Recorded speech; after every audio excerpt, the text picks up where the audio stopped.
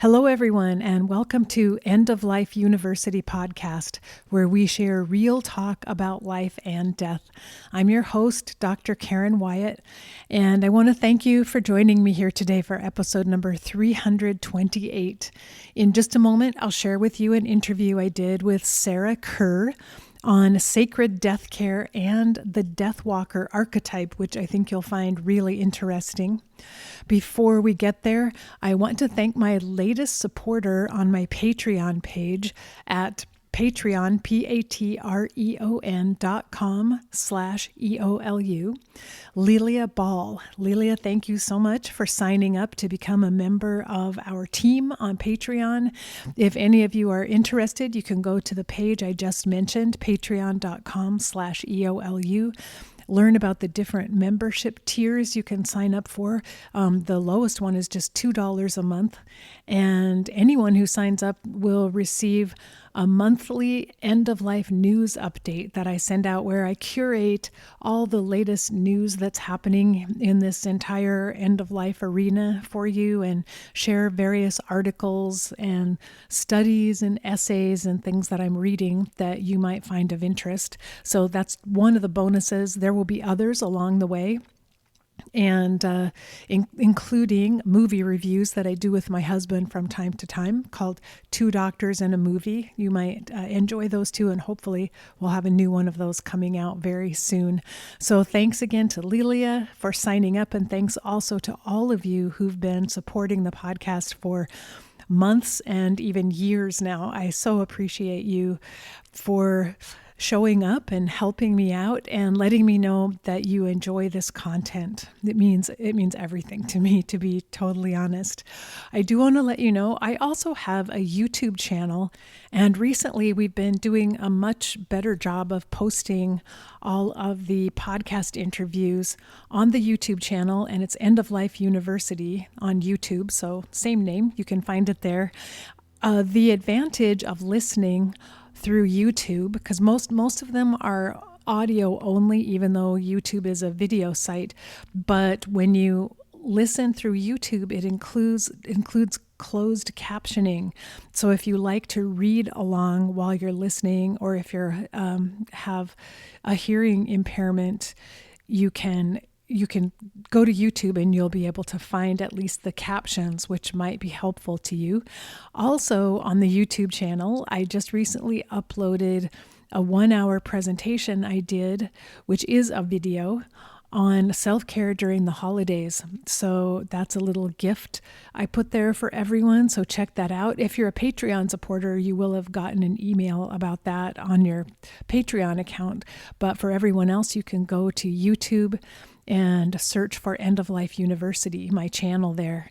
So you'll find all the archives of previous interviews, particularly for the last year or so there, and you can go back through if there's something you'd like to listen to again.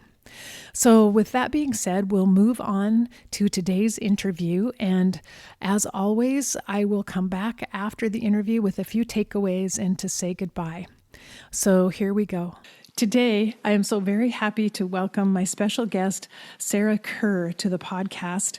I've spoken with Sarah a couple of times in the past, but when I looked back at the archives, I realized it's actually been 6 years since we've had one of these conversations. So it's really a delight to have Sarah back. And for anyone who isn't familiar with her work, I'll tell you a little bit more about her. Sarah has been a death doula, a ritual healing practitioner, and a trainer since 2012. Her work helps dying people and their families connect with each other and with the innate wisdom of the dying process. Sarah's approach draws on nature-based spirituality, sacred sciences, and the richness of the human soul. As a teacher and mentor to emerging death doulas, Sarah supports her students to find the unique healing gift they carry and to make it available to their communities. Sarah facilitates private and public healing rituals and regularly presents on topics of holistic death care, life, loss, and transition. And you can learn more about Sarah's work. She has 2 websites. To learn about the education and training she offers, go to sacreddeathcare.com. And to learn about her death doula services, go to soulpassages.ca. So Sarah, welcome. Thanks for joining me. And I'm just so excited to get to talk with you again. Thanks for having me, Karen. It's always a delight. And I'm just so grateful for the great work you've been doing for so long, helping build the movement that we're all part of. So thanks very much. Well, Sarah, I was hoping that you would begin by taking us back in time for anyone who's not familiar with your story, and just tell us how you first got inspired to become a death doula and doing ritual healing practices, and then eventually to becoming a trainer of other death doulas. So I know that's a big story, but would you just fill us in on that? I really came into this work from a few different angles. A huge part of it was that about 12 or maybe 15 years ago, my dad had a really serious stroke. And I hadn't had anyone in my life have that kind of a life-threatening medical situation before. And I was really shocked, really unprepared. And it made me realize that I didn't know these things, and these were part of the cultural transmission that I'd been let down by my culture by not knowing how to deal with his stroke, and realizing that he was going to die at some point, or someone else I knew and loved was going to die, and I wasn't prepared for that either. So that carried me into the exploration of death and dying and how to meet it in a healthier way. I've always been interested in ritual, and I studied that as part of my doctoral program, and I've always been interested in the energetics of what's happening and sensitive to that. So that's what sort of drew me into the ritual part of this. But I've also have a long history of activism and social justice work. And so there's another part of me, sort of the professional and the personal, but also the political. Because we are, as we talked about the fact that you and I both share a great teacher in Dina Metzger, Joanna Macy is another one of my favorite teachers, and she talks about the fact that we are hospicing the death of one culture while we're midwifing the birth of another. And so my work in social justice really has morphed into what I think of as social healing, which is helping people learn to be with death and endings. Not only the death and endings of their lives, the lives of people they know, all the transitions and endings that come with a death, but also at some level to learn to be with the larger cultural deaths we're facing. We're not going to be able to continue the way we've been for lots of good reasons, and we need to prepare and know how to let go of this so we can be ready to move to the next way of being. So it's a combination of all of those factors, and I've been doing it now for probably almost 10 years, teaching and practicing, and it just gets richer and richer. Wow, that's so rich to hear your story of how all these aspects of you and who you are and your life experience and your education and training and your passions have all kind of come together around this idea of sacred death care. And I think I would say that for me too, that death care and end-of-life issues, that's been the one place where my spiritual interests and my medical interests have merged very nicely and very easily, whereas there are some battles between those two areas in other ways. But when we deal with death and dying, for me, that brought everything together. And I finally felt complete and whole, because when I'm talking about death and working in this arena, I can be my full-on spiritual self, and that's accepted, it seems to me. I mean, and it fits and it makes sense. Yes, I agree completely, and that's very often the experiences my students have, that it's a place where sensitivities to the subtle dynamics that are so much a part of death and dying, if you're in the right context with the right support on you, they're recognized as allies, as a superpower, not as sometimes out in the wider world we get labeled too sensitive. But in the world of death and dying and end-of-life care, those sensitivities are really a gift. And the sensitivities to the spiritual dynamics as well as the energetic dynamics. And so I really resonate with what you say about being able to be whole and to be able to be in a place where we can bring our whole selves to this work. And then you talked about also helping to kind of hospice what needs to change and what needs to be let go of culturally and in our society. And to me, that really feels like what we've been going through with COVID for the last nearly 2 years now, that we're in the midst of that process. And so it makes sense to me. So many people have been called into and are being called into working with death and dying, and that all fits. We need all hands on deck. We need lots of practitioners willing to work in this area. And I was curious about how these 2 years of COVID have been for you, and what has changed for you, or how have you grown, or what have you learned during this time? Well, my life story is even a little more complex than that, because in July of 2019, I was diagnosed with breast cancer. And I was just coming out of the treatment for that when COVID hit. So starting in July 2019, my life really took a sideways turn with an exploration of my own mortality and my own health and healing. And fortunately, I'm in great shape and everything looks good, and I feel really lucky and grateful for that. And I foresee a long and healthy life ahead of me. But it's been a bit of a reconfiguration on all sorts of fronts. So I sort of took my head down below the surface to really be present to what the cancer was asking of me and how to meet that in the most health promoting and healing way. And then just as I was ready to come back to the world, COVID hit. So I've stayed in that kind of hibernation zone a little bit. And it's given me, I think the way it's given a lot of people, a chance to reevaluate what my priorities are and what I really want to focus my energy on, because life is finite, time is finite, and I want to make every moment of it count. So it's been a kind of double whammy. My work is so much about helping people connect and find connection, and that connection and allowing that energy and love to flow is what makes death bearable. And COVID has made that so much more difficult.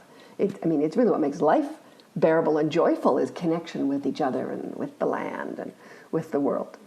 So it's been a challenge when what works and makes death and dying a manageable process often is something we're not able to access. So that's been a challenge, but I think there's been a real upsurge in people who are taking a look at their lives and saying, what do you want to do?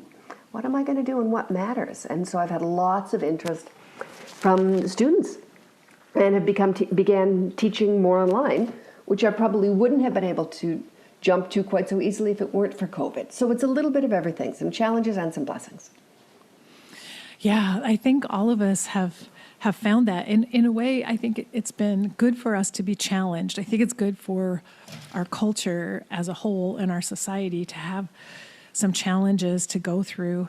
And we're still struggling, I think, to meet those challenges and to figure it out. And I was curious, I know that you use rituals a lot in your healing process. And I was just curious if you found rituals helpful as we've gone through this time of transition for yourself personally. Are there any new rituals you've created, or any that have made a difference to you? That's a good question, Karen. Ritual is an interesting thing, and I do talk about this a lot in lots of places, and I could talk about this all day. There are lots of different ways of doing ritual. And, one of the definitions I love is that a ritual is an action that means something. And so that can be the way I eat my breakfast. What happens when I allow the water to fall on me in the shower? How do I appreciate that? Do I do that as a ritual action, or do I just do that as a kind of rote action? Then there are larger rituals where you actually orchestrate something, and doing an action that means something. It's something you do in a larger way, maybe with more people, more preparation, more container, more sort of sacred space around it. And one of the things with COVID, because it's been so hard to be with other people, and so much of ritual is the beauty of sharing it. There are lots of amazing rituals to do alone too. What I've really tried to do and has been the most sustaining for me is to be really anchored in gratitude in my daily life. And saying a ritual of thanks when I drink a glass of water, and waking up in the morning with a sort of attunement to what my day is and what I'm grateful for, and falling asleep at night and doing a little recap on what do I want to let go of and what have I learned and what's the sort of debrief of that day. Really simple personal rituals for being more present. That's been a big part of what's kind of in a slower, maybe smaller scale, less dramatic version of ritual compared to what I'd been doing before, which was larger, more community-based rituals. I love that. I would say that during these pandemic times, journaling has become really important to me too. And I found that a place, as you said, to emphasize being present and expressing gratitude. So I made a real concerted effort every day to remember what I'm grateful for and to notice the good things around me, to notice the love and the beauty. And that was turned out to be a really powerful practice that, as you said, simple, but it was really helpful to me going through these times. You mentioned being a sensitive person and sensitive to energies throughout all of your life. And then I read on your website, you write about the Deathwalker archetype, which I'm not sure if Deathwalkers oftentimes are also sensitive people, but I was really curious about that. If you would tell us all, what is the Deathwalker archetype and how would someone know if they are carrying that archetype? You know, that's really been something that's evolved for me, and I don't know whether I've seen anybody else use that term. It's probably out there somewhere, but as an archetypal model, it's been really helpful for me to look at it this way. And one of the ways I look at it is that there are classic archetypal patterns. They're part of the fundamental structure of human consciousness, and they emerge in every culture, whether or not those cultures are equipped and prepared and ready to deal with them. So there are people and I speak for myself as a white Western woman, in dominant culture. It's different in all sorts of other aspects of modern life, but most of my students come from this, not all, but I want to frame it that way, where a conversation with the dead or an attunement to the spiritual dynamics of death and dying aren't recognized as part of the wider culture, but they are emerging spontaneously and naturally among people in this culture.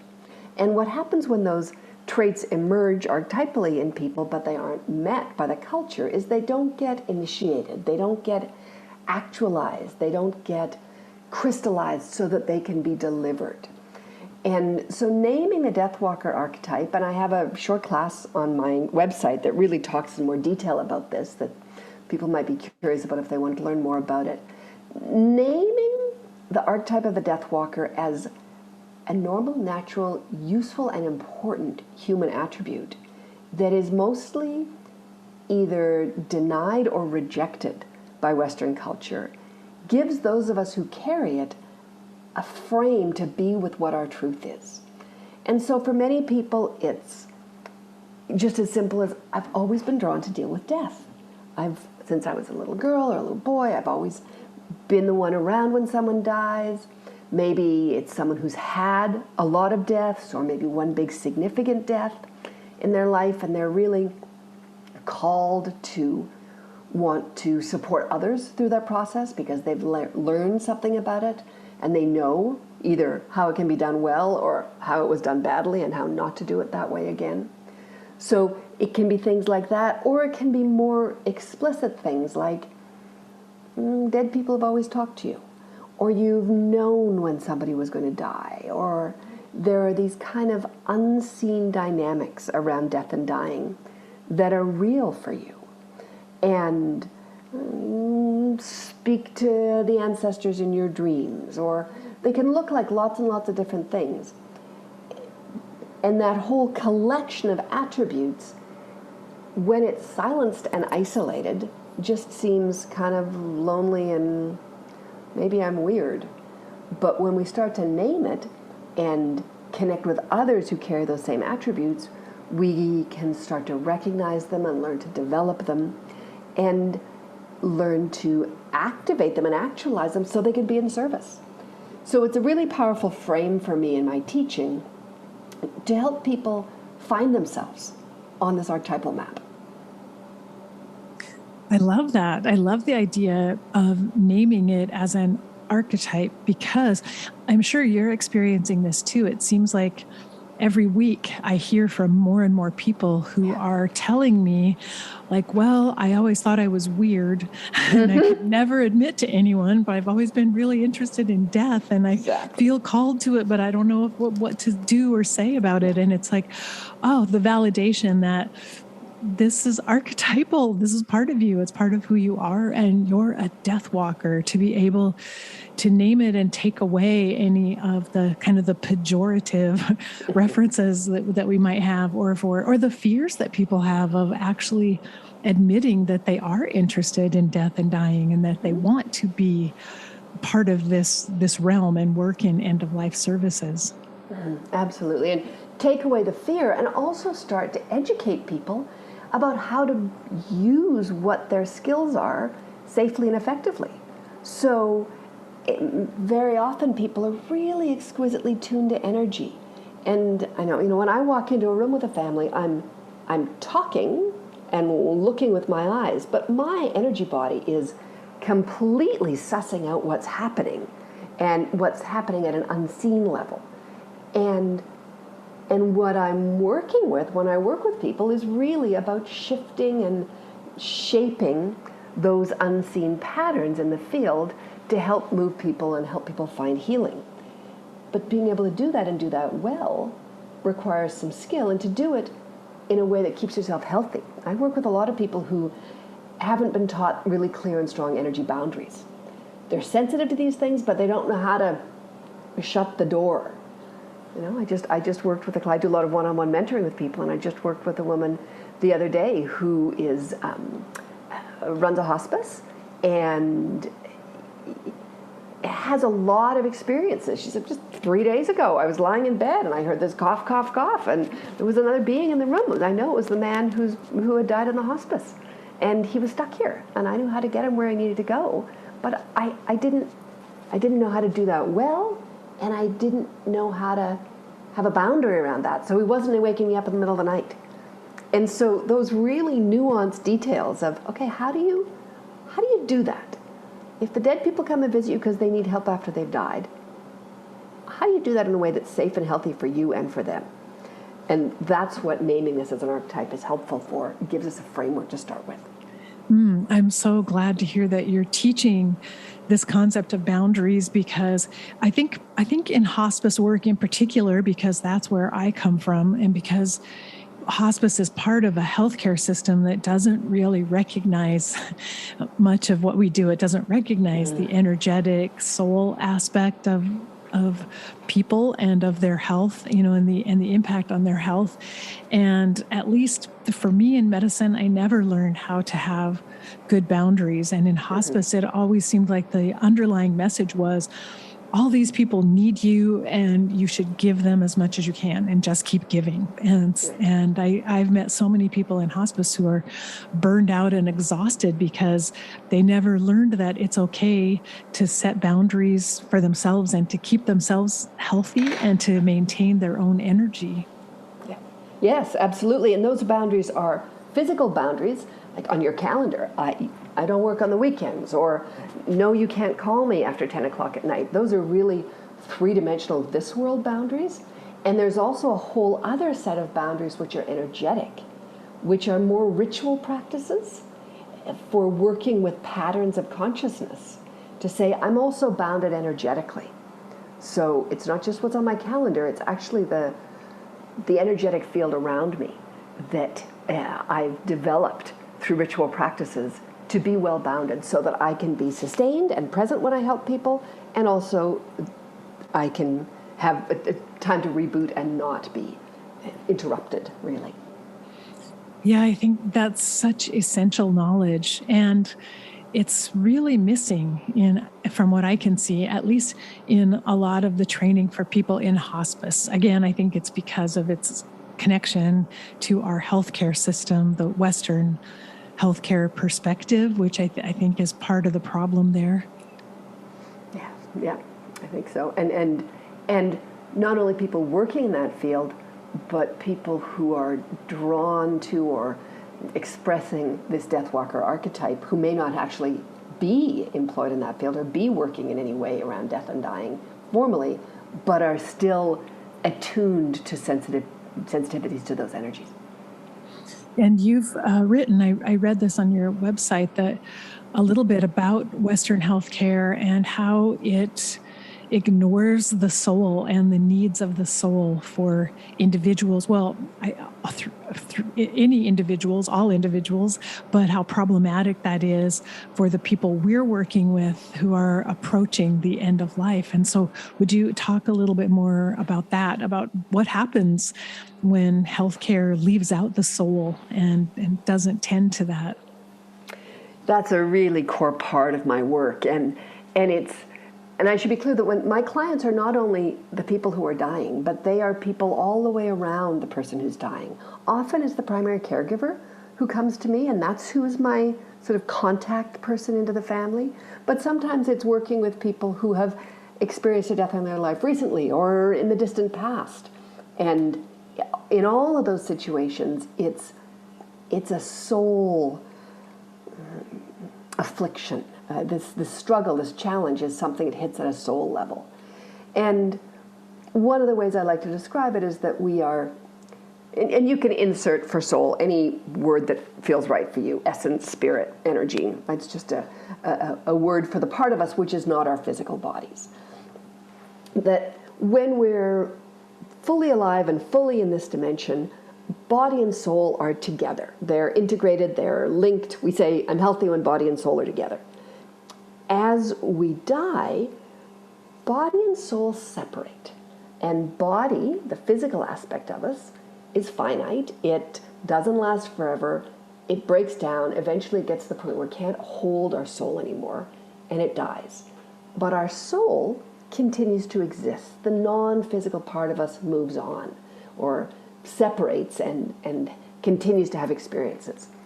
So even starting there as an operating model for how to work with death and dying, it says when we're fully alive and death isn't really on our schedule, those things are integrated, but as we die, they start to separate, and we need to care for both of them. And hospice and palliative care can do some amazing and super important things around body care. And it's really hard to do soul work if you're not, if your body is not attended to, if you're in pain or you don't have those physical aspects dealt with. But that's not the sum of us, our physical selves.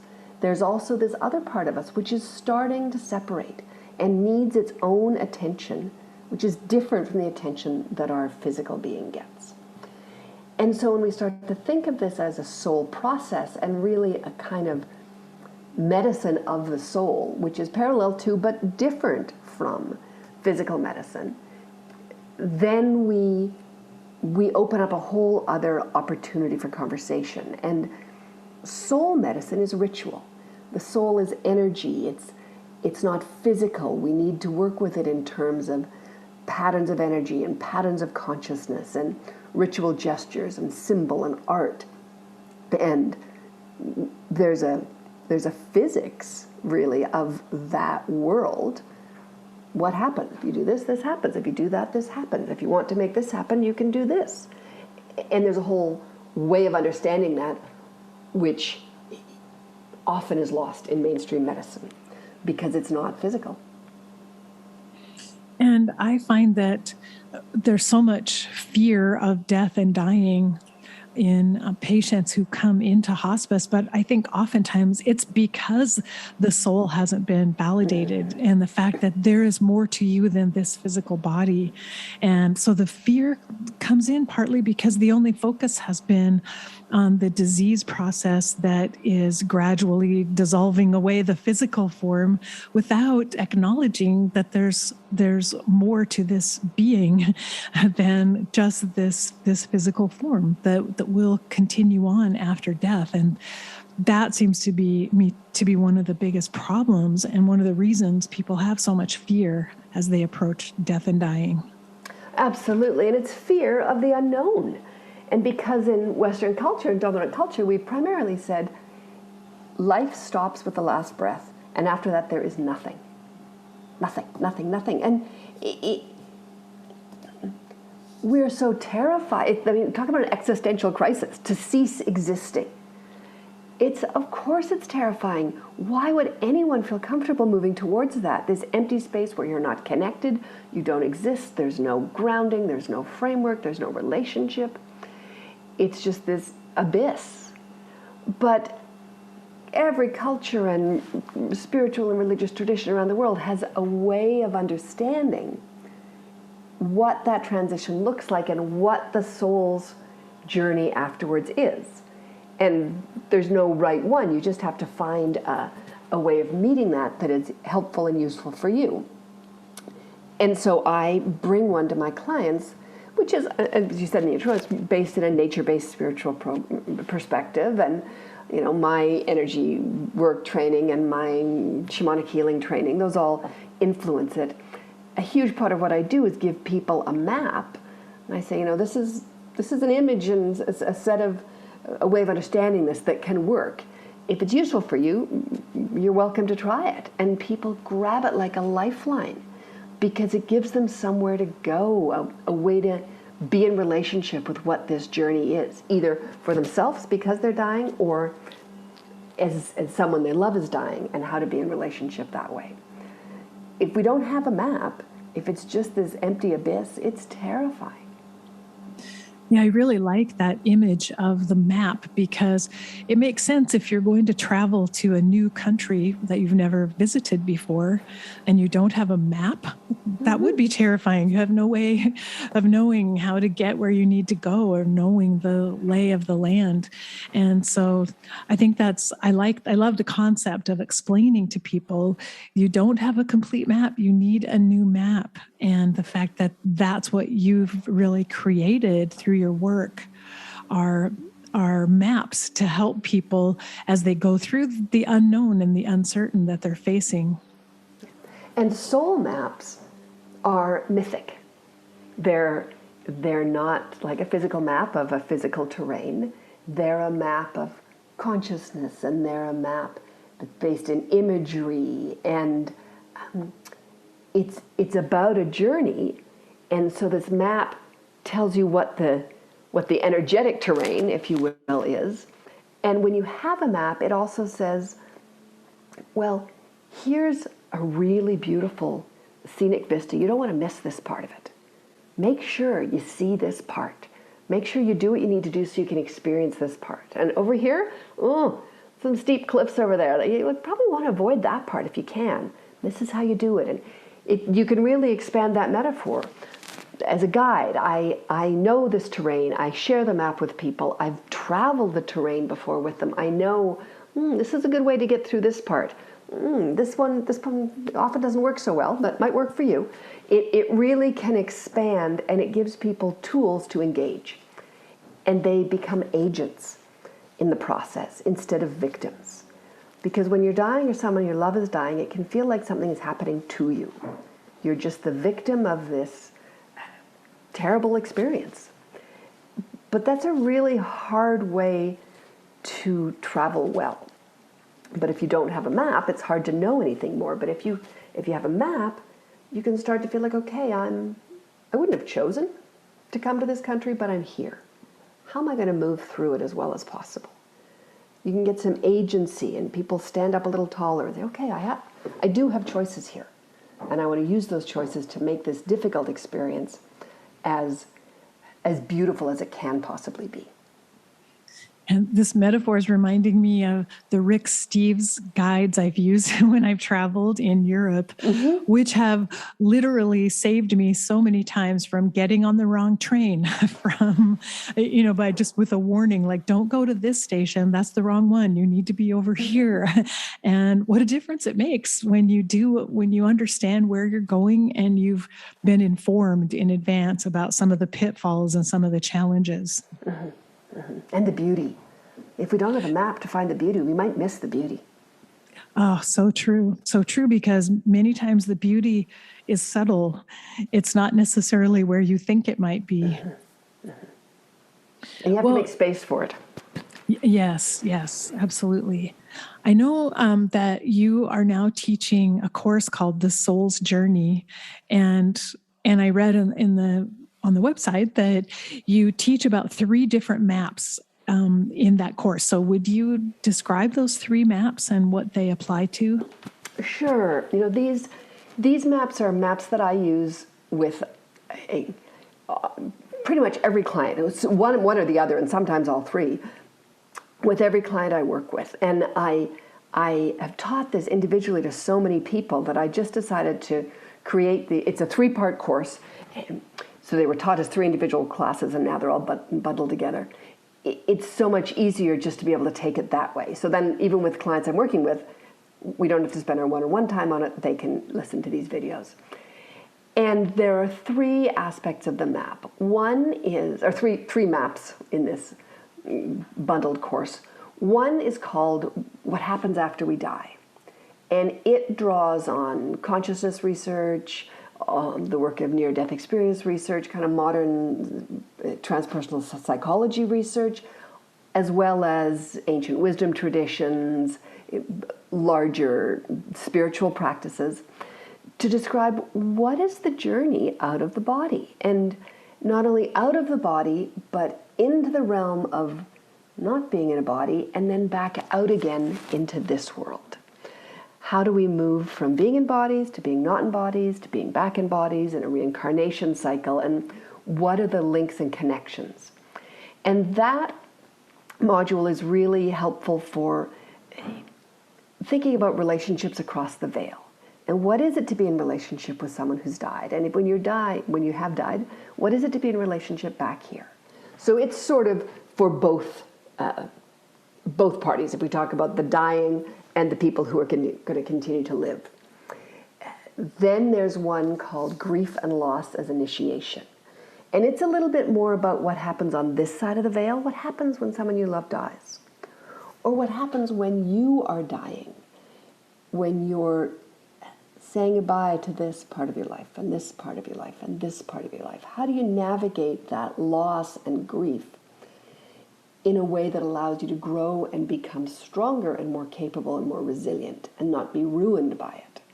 So the maps are all circular, and it gives really specific tools for working with grief and loss from a place of transformation. And then the third one is called Crossing the Veil, and it's about what happens in that period of active dying, from a little while before the last breath to a little while after the last breath. That really focused point when the veil thins and the person's body and soul separate. What that looks like, how that process happens, how to support it, what happens in the few days after that happens, and how to really hold and midwife that transitional journey in a very focused way. So those 3 maps, and they're very image-based, and they're often people just get them. They click into place for people in a way that gives words for things that they didn't know how to describe before. And then suddenly when you have words for it, you can engage with it and you can talk to each other about it because you have a common language. So instead of being an internal wondering, it can be a shared conversation. It sounds like these 3 maps would be so helpful for anyone working as a death doula to use with their clients and their families, to be able to sit down and talk through it. And it just reminded me of an emergency room doctor that I know said that she oftentimes draws for families what she calls the map of life. And this is the map of life, and this is where your loved one is on the map of life. Yeah. And she said it is because it's it's visual and graphic, but people understand maps. People get that idea, and that it's a simplistic and tangible way to explain something that is mysterious and a little bit frightening in a way. But as you said, it grounds it and it makes it real and something that people really can wrap their heads around and then utilize it as they're trying to make decisions and move forward. Yes, absolutely, absolutely. And you're right that these are not only for dying people and their families, but these are for practitioners. And I mean, the maps are physical, there are diagrams.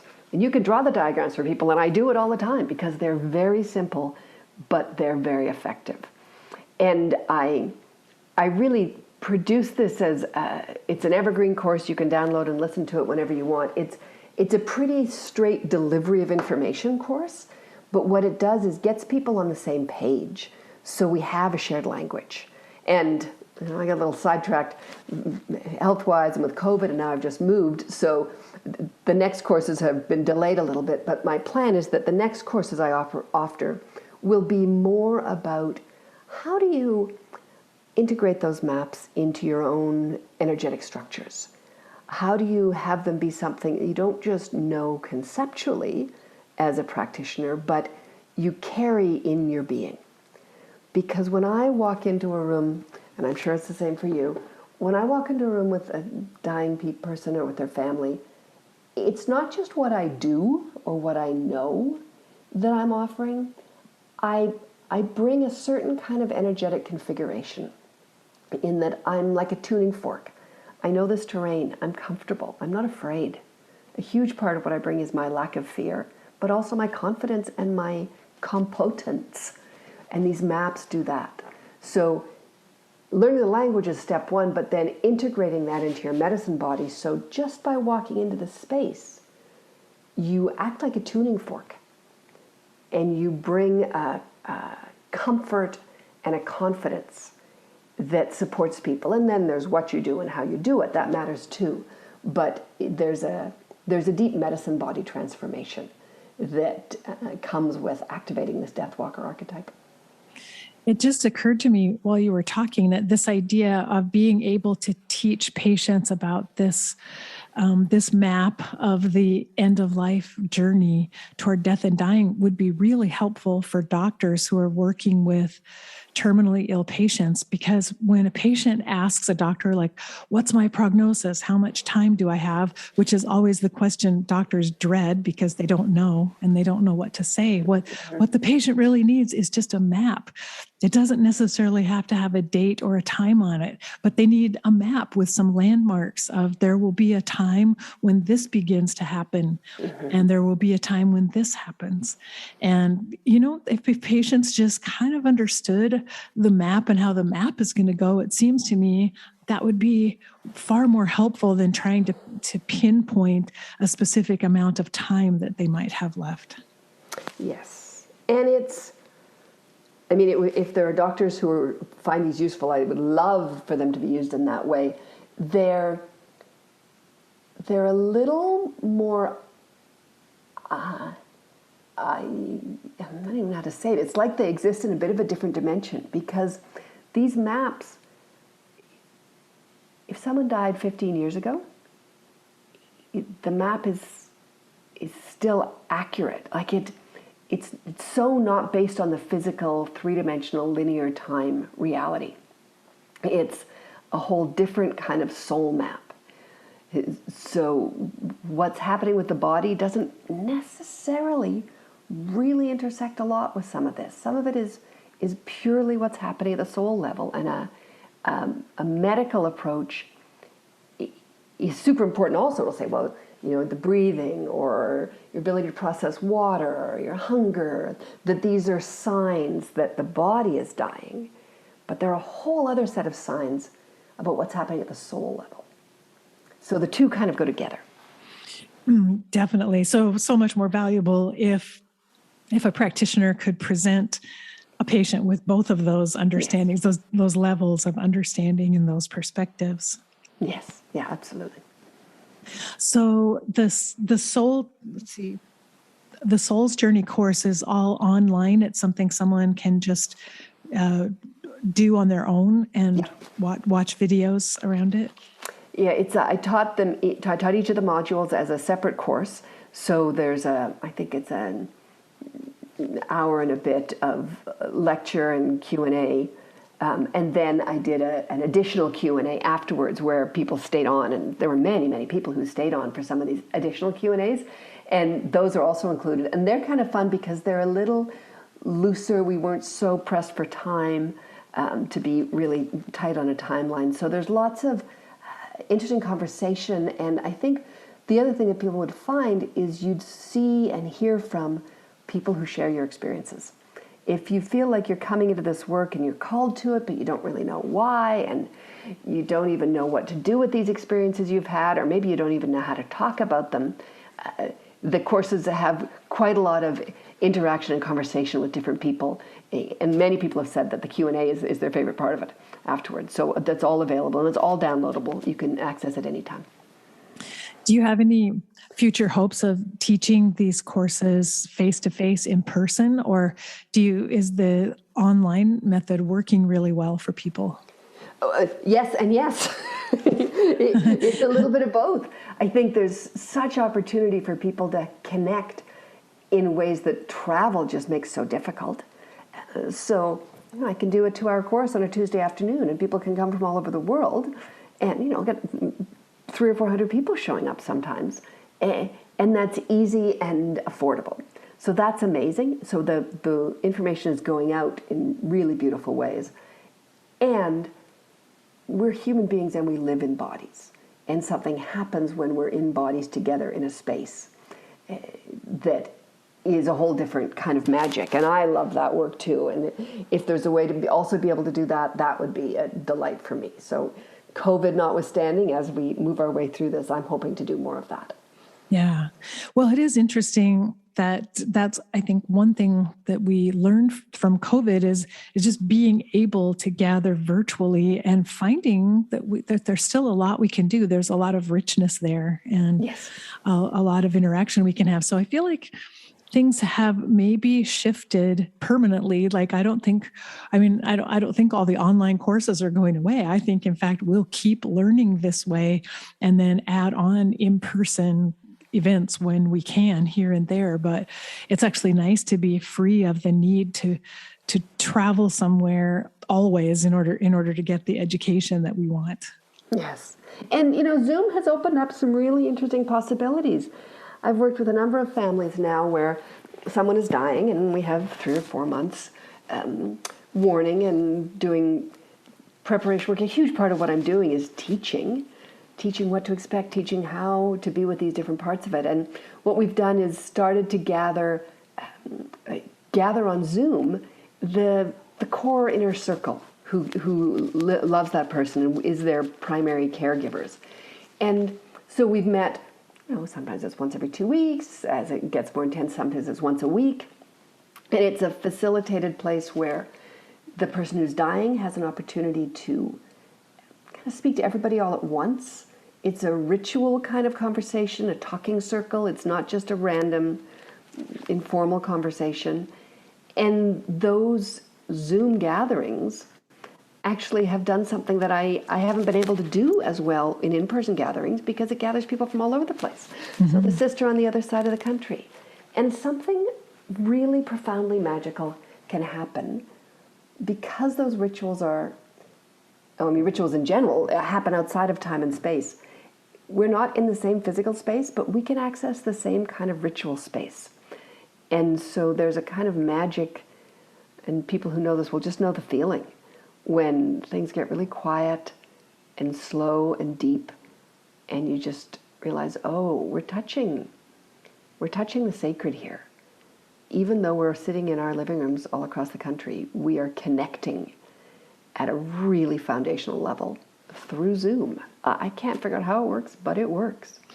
Yeah, I've experienced that too. And it's something so magical that I wasn't expecting. I didn't know for sure that it would be like this when we had these gatherings over Zoom, but I really think that that's saved many of us over the last couple of years, and families being able to have Zoom gatherings for memorials and funerals. Yes. And I think it's been so powerful. I know that you are creating a community through your new website. Like this is kind of your new initiative, Sacred Death. Let's see. Center for Sacred Deathcare. Center for Sacred Deathcare. Sorry, I wanted to get that right. Yeah. Center for Sacred Deathcare. So talk about that, about your intentions and hopes for a community to develop through the center, or it's already developing. It's in process right now. That's a huge part of it. Dominant Western culture has a real linear, healy,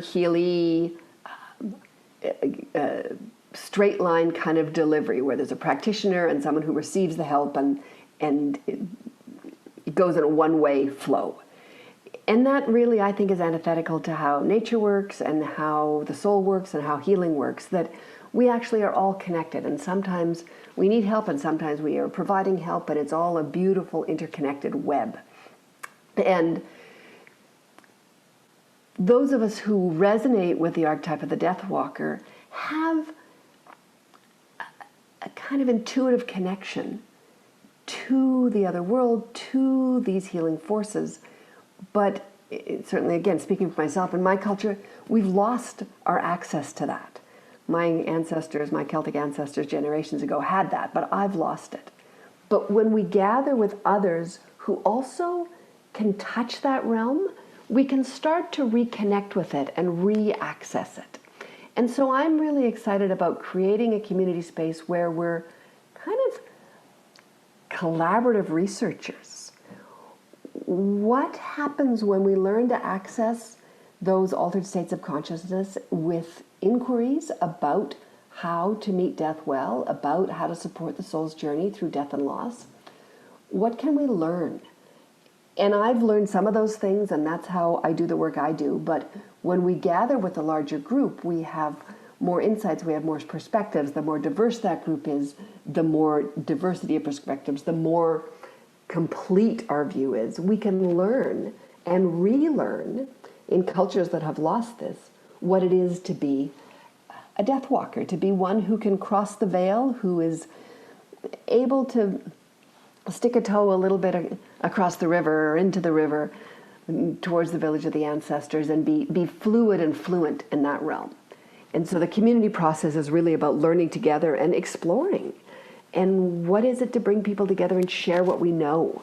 People who come to this through their families, maybe they have a lineage in their family of knowing how to do this, or in their community, people who get it in their dreams, people who just have knowings.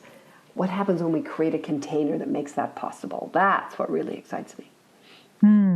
I love it. And I love the synergy that's possible when you bring all of these people together, because I always, it seems like there's potential there for networking, for collaboration, for learning from one another.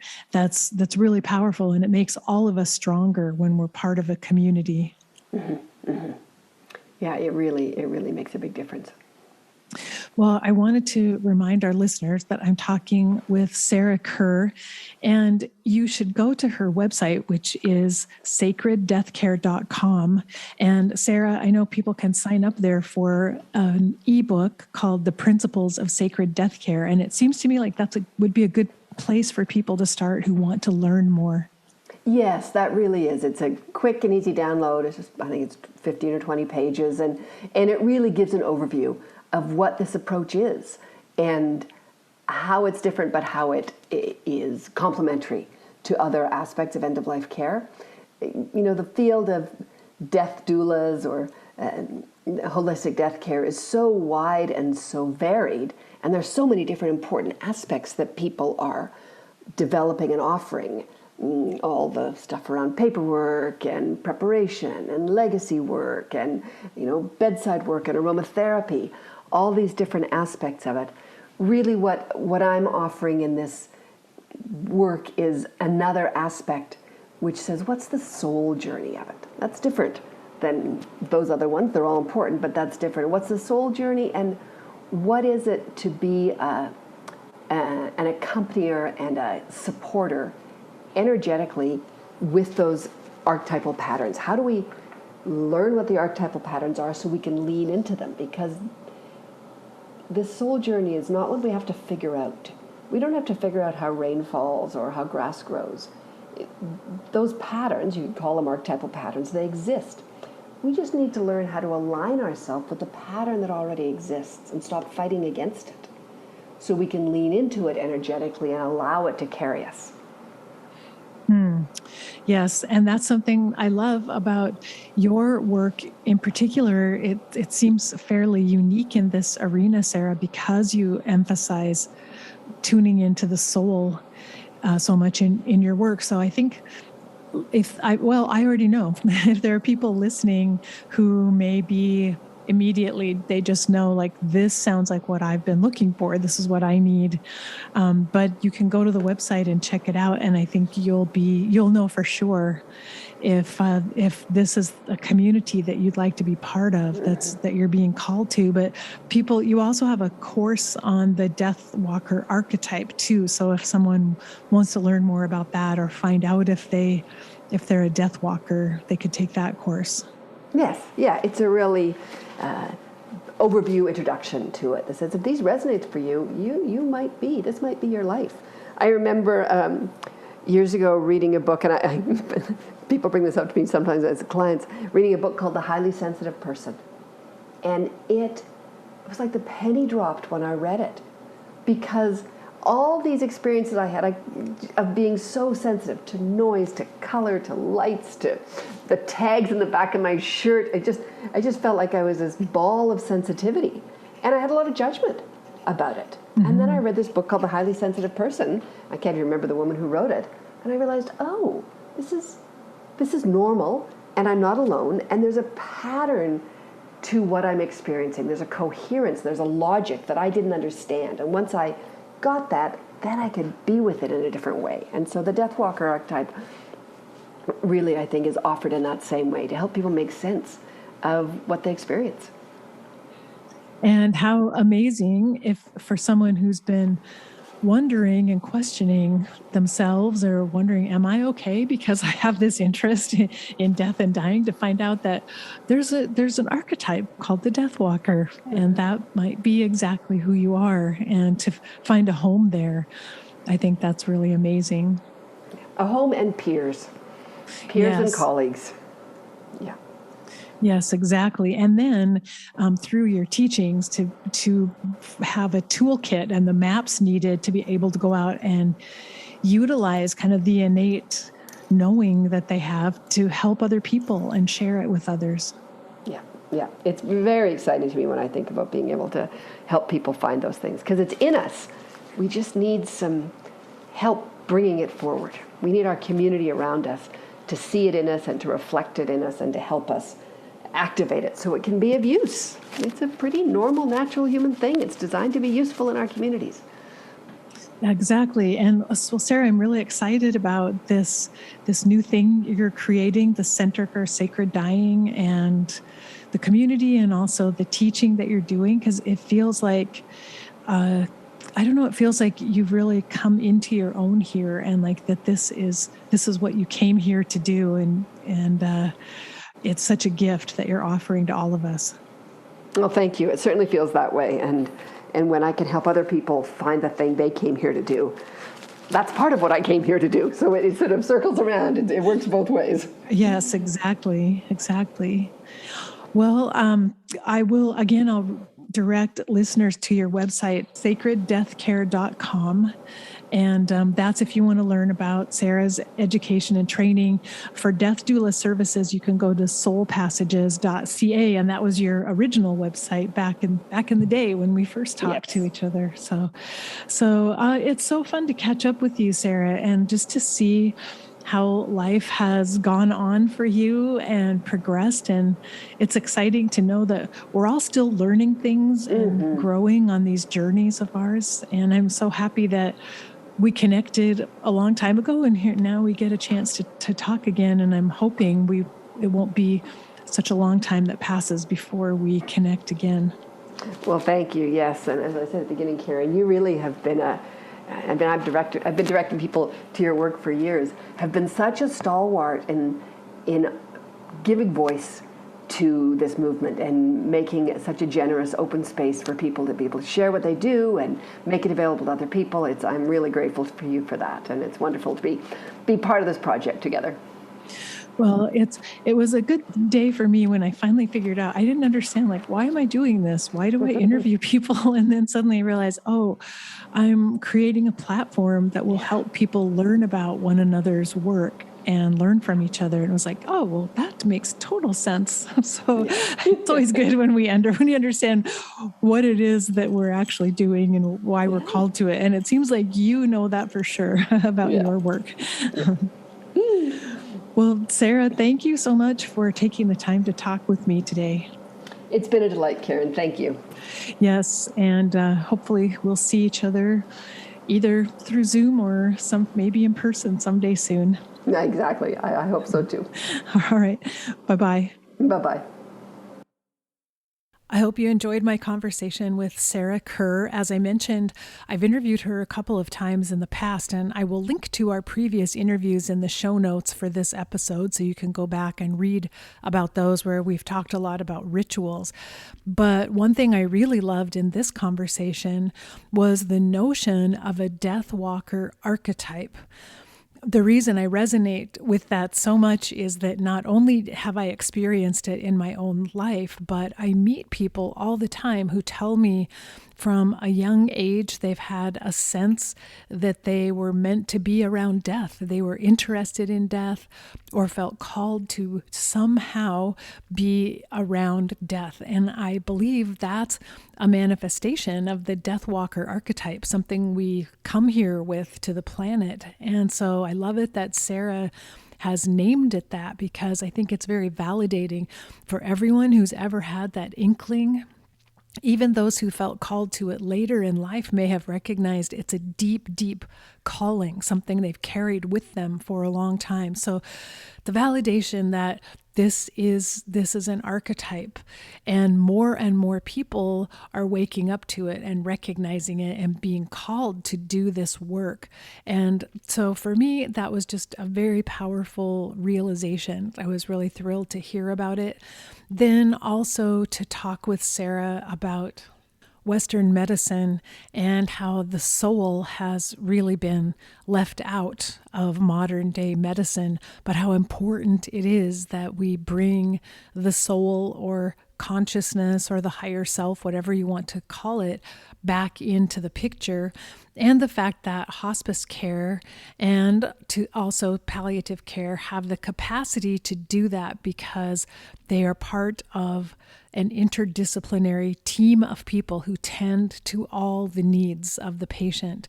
So I really believe this is the future of all healthcare. It's where we're headed, and it's going to be much better whole person care, and it will change health and wellness in the future for all people when we have this balanced, comprehensive, all-inclusive focus on the whole person. So I felt excited to talk a little bit about that with Sarah. And of course, that's one of my passions as well. So if you enjoy content like this, I hope that you'll share it with other people who might also benefit. You know, this is a very eclectic podcast. I tend to interview a lot of people in different areas who do different types of work, partly because I'm trying to expose all of us to some new ideas and to all the ways in which this field is expanding and growing. So you might know someone who could benefit from information like this. So please remember to share the podcast, either refer them to a single episode or let them know they might want to subscribe to the podcast. You can also help out by subscribing or following wherever you happen to be listening. And as well, if you're so inclined, leave a review and a rating for the podcast, because that helps us move up in the rankings to be more available to people who are searching for this kind of information. We're really trying to grow the community of people who are awake and open to talking about end-of-life issues. And this is one way that you can help support that movement and that cause. So until we're together next week, when I'll be sharing another new interview, remember that we're here for love. Love is what it's all about, the most important thing you can do with your time and energy.